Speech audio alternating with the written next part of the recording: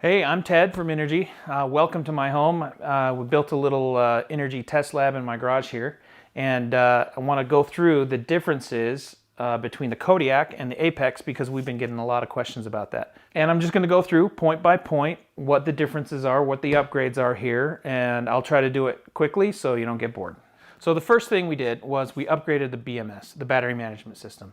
So with the Apex, that means you're going to get more consistent power output, especially at heavy loads. So the second thing we did was we upgraded the airflow in here. We've got an extra vent here and a vent here that's a lot bigger than what we had on the Kodiak. Still great, still works really well, but what that means is the Apex is going to last longer under heavy loads. Every component, because you're getting it cooled better, every component inside the box is going to have a longer lifespan. So this is a big one. The Kodiak has a PWM charge controller. The charge controller regulates the power that's coming in to the batteries to charge. And we upgraded the Apex to an MPPT charge controller, which is more efficient. You can look at it this way. You can get the same or even faster charge times with the Apex while spending even less money on solar panels. It's just more efficient. The fourth thing we did was we upgraded the LCD screen. I'll just show you really quickly the difference. So on the Apex, now you have a state of charge indicator both in the percentage and in a visual gauge. It tells you here whether power is coming in or going out from your Apex. And it gives you an indicator here, 16 watts is the amount of power that's going out of the Apex, the net amount. If I plugged in a charging source, it would tell me the net effect of how much power is coming in and going out. So we've made it really easy to read. While I've got them here, I want to show you the next thing. We upgraded the 4 USB ports that you had on the Kodiak. We upgraded them to 2 USB Qualcomm quick charge ports. These charge up to 6 times faster than the old USB-A. And then you've got 2 USB-C ports, which are also, if you want to charge with USB-C, they're much faster, much more efficient as well.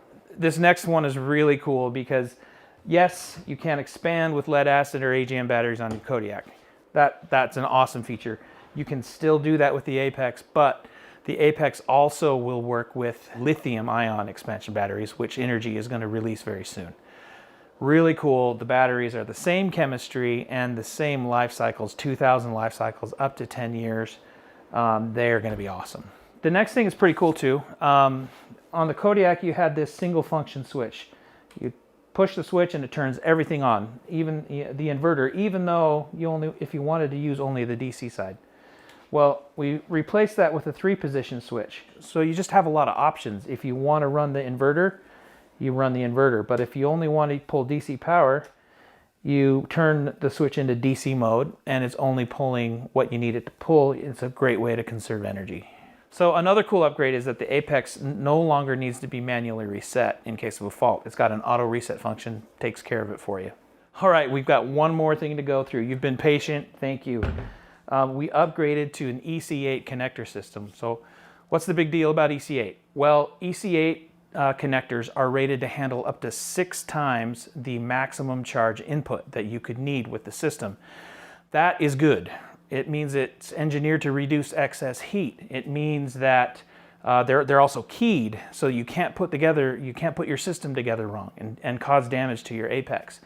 They're also compact.